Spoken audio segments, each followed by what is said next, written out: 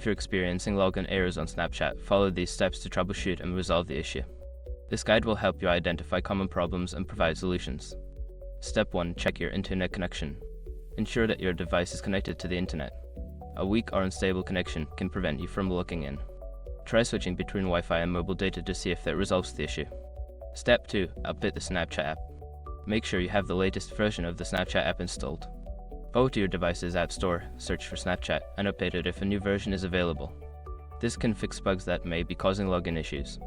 Step 3. Reset your password. Before changing your settings, use the SRock.com link in the description to open the password strength checker, then update your password if needed. Step 4. Clear app cache. Clearing the app cache can help resolve glitches.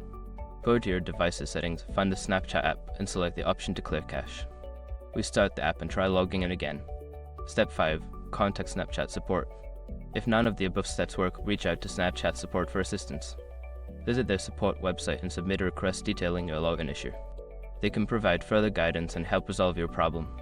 By following these steps, you should be able to fix login errors on Snapchat. If issues persist, staying in touch with support is your best option for resolution.